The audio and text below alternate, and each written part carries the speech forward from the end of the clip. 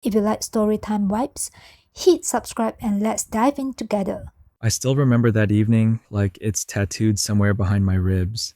The golden lights spilling through the window, the quiet hum of the refrigerator, the faint smell of coffee still lingering in the kitchen.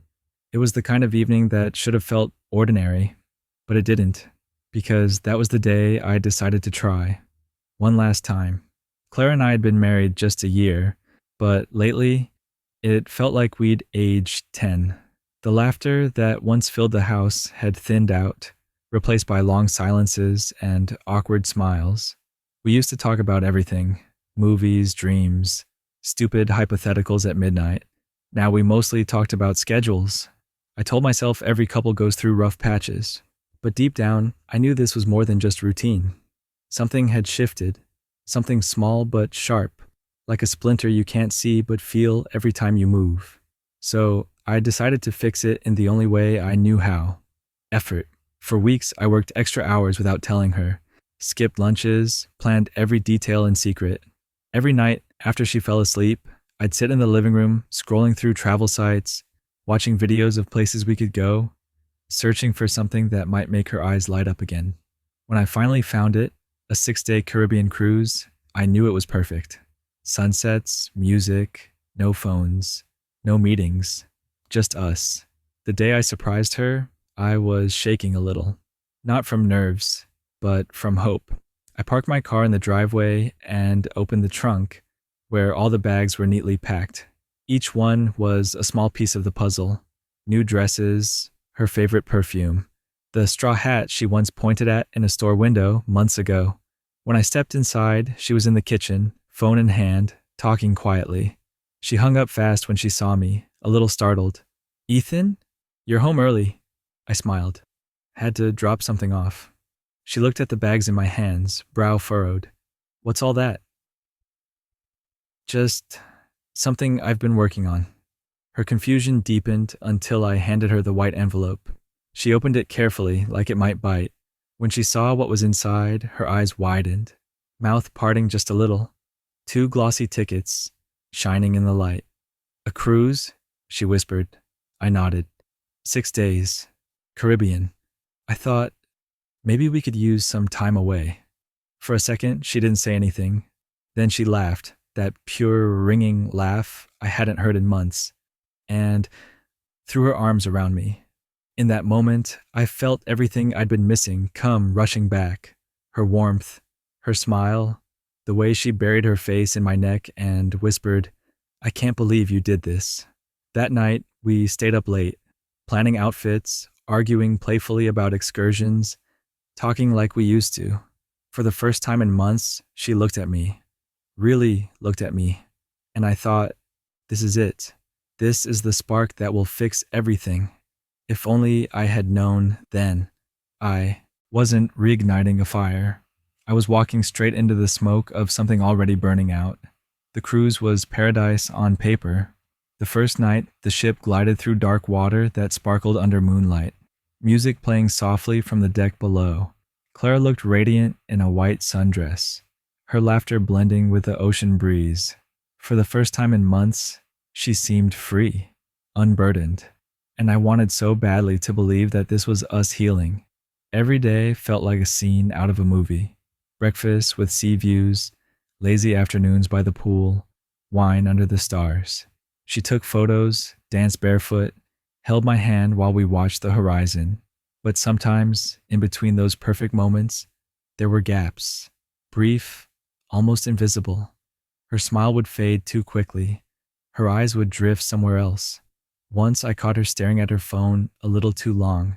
She said it was work, and I believed her, or at least I tried to. But something inside me, something ancient and instinctive, whispered that she wasn't here with me, not fully. Then, on the third morning, she asked to talk. We sat on the deck, the air thick with salt and sunlight. She played with the bracelet I'd bought her the night before, twisting it around her wrist. "I've been thinking," she began, her voice softer than usual, "about us, about the future, about kids." That caught me off guard. Clara had always been clear. She wanted to wait before starting a family. I just feel like maybe we need something new, she continued. Something to bring us closer again. Her words hung in the air like mist. Beautiful, but unclear. I looked at her, really looked, and something in her expression didn't match her words. So I asked quietly, "Is there someone else?" She froze, just for a heartbeat. But in that silence, I heard everything I needed to know. Then she smiled too quickly, shook her head. "Of course not. Why would you even think that?" I smiled too, but inside something broke. Quietly, without sound. That conversation went on for hours, drifting between tears, laughter, and half-truths. She said she felt distant, pressured, confused. I said I wanted to fight for us, but deep down, I knew this wasn't a storm we'd weather together. This was a tide pulling her away, and no matter how tightly I held on, she was already drifting. When we returned from the cruise, life slipped back into rhythm as if nothing had happened. Same routines, same alarm clock, same 2 coffee mugs on the counter, but the air between us had changed. It felt heavier, charged with something unspoken. Clara unpacked slowly that night, humming a tune from the ship's band. She smiled and said the trip had reset her mind. I nodded, pretending to believe her, but deep down, something cold had settled inside me. A quiet instinct, whispering, "Don't relax yet." Over the next few weeks, the small things began to speak louder than her words. She started guarding her phone like it was made of glass. The screen always faced down. Notifications disappeared faster than I could glance at them. When I walked into the room, she'd tilt the phone away, her thumb moving too quickly to be casual. Once I heard a message tone followed by the faintest smile curling her lips. I asked who it was. "Just work," she said, but her voice had that uneven edge.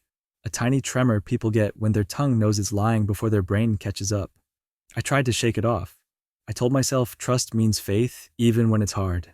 Yet at night, when she rolled away from me in bed, a space of silence grew between us, wide enough to fit every unasked question I'd been burying. Then there were the scents, details that shouldn't have mattered, but did. She'd come home wearing a new perfume, sharp and floral. I'd never smelled it before, and when I asked about it, she laughed, saying she'd found it in a sample box. But the scent lingered on her jacket for days, mixed with something faintly masculine, a trace that didn't belong in our home. I became an observer in my own marriage. Each morning I watched her leave, heels clicking, hair tied, a smile painted carefully like armor. Each evening she returned, a little too late, a little too distracted. One Friday, she told me there was a team dinner. She kissed me quickly on the cheek, her eyes not quite meeting mine. I stood at the window and watched her car pull away, headlights fading into the city. For a long minute, I just stood there, the house quiet except for the refrigerator's hum. Then I grabbed my keys. I didn't feel anger, just a steady, surreal calm, the kind that comes before a storm when you already know the outcome. I drove without music, following instinct more than reason. The city glowed with Friday night energy, laughter spilling from bars, couples crossing streets hand in hand. I caught my reflection in the rearview mirror, a man driving toward the truth, knowing it might break him.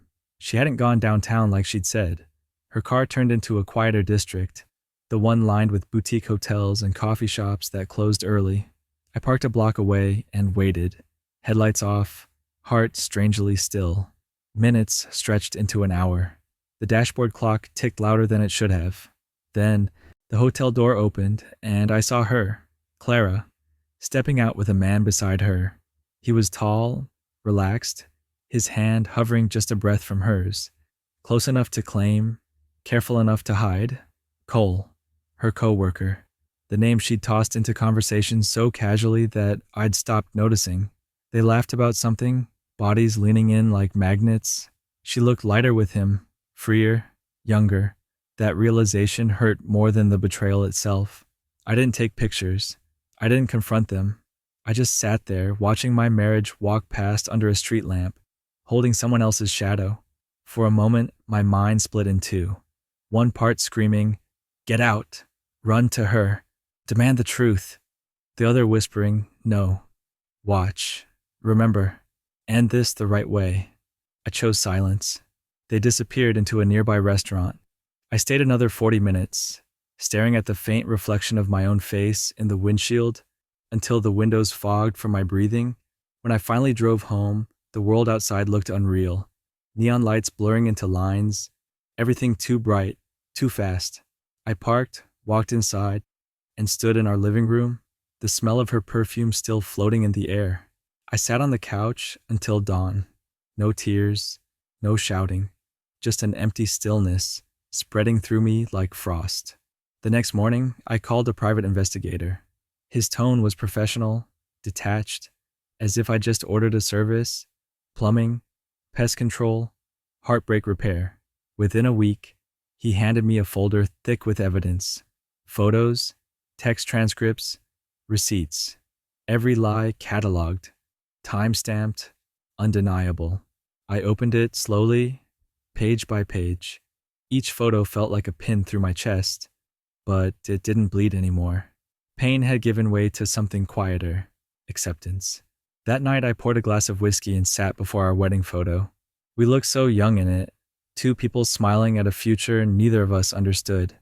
"I forgive you," I whispered to the glass, "but I won't let you do it again." That was the moment the decision solidified. Not revenge, clarity. I wasn't going to destroy her. I was going to end it with the same precision she had once used to hide it. The plan began that night, simple and silent. End the story with dignity, on my own terms. After the truth settled, something inside me changed. I didn't explode. I didn't throw things.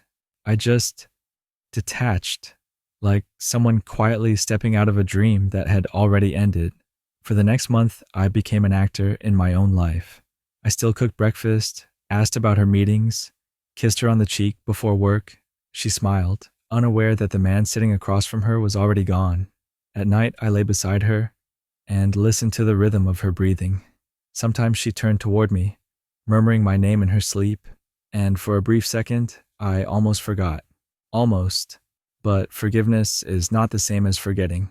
So I planned, patiently, methodically. First came the logistics: a new apartment downtown with bare walls and clean air that didn't carry the scent of betrayal. I opened a separate bank account, moved my salary there, and quietly canceled joint subscriptions one by one. Then I called my lawyer. He was discreet, efficient. When I told him what I wanted, he didn't ask for explanations. He just nodded and said, "You're doing the right thing, Ethan." Maybe I was. Maybe I wasn't. But I knew I needed peace, and peace rarely comes without a plan. The strangest part? I wasn't angry anymore. Anger had burned out, leaving behind something sharper: clarity. During the day, I watched Clara live her life as if nothing had changed. She hummed while cooking, posted smiling selfies, texted "love you" before meetings. Each gesture was rehearsed kindness, the kind people perform when they're afraid of what silence might reveal. And I let her perform, because I had already written the ending. Our anniversary was coming up, the perfect cover. I told her I'd booked a table at her favorite restaurant. She squealed, hugged me tight, and said, "You're full of surprises." If only she knew how right she was. That night, while she was in the shower, I sat at my desk and slid the final document into an envelope. Our divorce papers, already signed. I stared at the line where my name was written, steady and black. It didn't look like an ending. It looked like freedom. Then I whispered, almost to myself, "This time, the surprise is mine." The restaurant glowed with amber light, soft jazz floating through the air. It was the same place where we'd celebrated our first anniversary. Same table by the window, same candlelight flicker across her skin. Clara looked stunning in a navy dress, the one I'd once called my favorite. She smiled at me as if nothing between us had cracked. "Feels nostalgic, doesn't it?" she said, swirling her wine. "Yeah," I answered, matching her smile. "Like old times." She talked and talked about work, friends, new projects. Her words tumbled like pearls from a broken necklace, Pretty, but empty. I nodded, offered small laughs. Let her believe in the illusion. Then, halfway through dessert, I reached for my backpack and set an envelope beside her plate. She frowned. What's this? Open it, I said softly. She slid a manicured finger under the flap. When the paper spilled out, her breath caught. Divorce papers. My signature gleaming in black ink. Her smile vanished like smoke. Ethan, I don't understand. I met her eyes. You will. Is this a joke? No, I said quietly. But everything else has been. She blinked fast, panic rising. Ethan, what are you talking about? I know about Cole, I said. My tone didn't rise. It didn't need to. The hotel, the messages, the nights you said you were working late. Her hand flew to her mouth. The color drained from her cheeks. Please, Ethan, it wasn't. It was, I interrupted gently. And it's okay. I'm not here to fight. I just wanted you to see how it feels when someone plans something for months, and you never see it coming. Tears pooled in her eyes. I was lost. I was stupid. Please, don't do this. We can start over. I shook my head. You already started over, just not with me. She reached across the table, desperate, whispering, I still love you. I placed my hand over hers, not to comfort her, but to say goodbye. I loved you too, I said, enough to let you go with grace. Then I stood, left cash for the bill, and walked away while she called after me, voice trembling. I didn't look back, because looking back means wanting to stay, and I had finally learned how to leave. When I stepped outside, the night air hit me like cold water, sharp, cleansing. The city hummed around me, alive and indifferent. I walked slowly to my car, feeling lighter with every step. Behind me, through the restaurant's glass, I saw Clara still sitting there, motionless, staring at the empty chair across from her. For years, I thought love meant holding on. That night, I learned real love sometimes means knowing when to let go, and doing it without cruelty. I drove to my new apartment. It was small, quiet, and honest. No framed photos, no memories. Just 4 clean walls and the sound of my own breathing. I poured a glass of wine, sat by the window, and stared at the city lights until they blurred. My phone buzzed, her name flashing again and again, but I didn't answer. Some silences speak louder than any words. Over the next few weeks, the divorce went through smoothly. No fights, no lawyers yelling, just signatures and sighs. She kept the house. I didn't want it.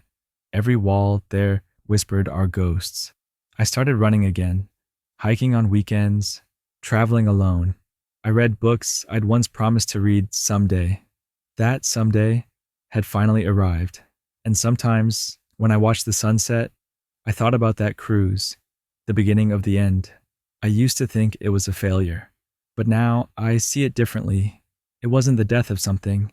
It was the birth of someone, me. As for Clara, I heard she stayed in that house. Friends said she seemed quieter now, thinner, like someone learning how to live with the echo of her own choices. I don't wish her pain. I just wish her clarity, the same kind I found, because the best revenge isn't anger, it's peace. And when peace finally came, it didn't arrive with thunder or tears. It arrived quietly, like dawn after a long night, gentle, honest, and enough.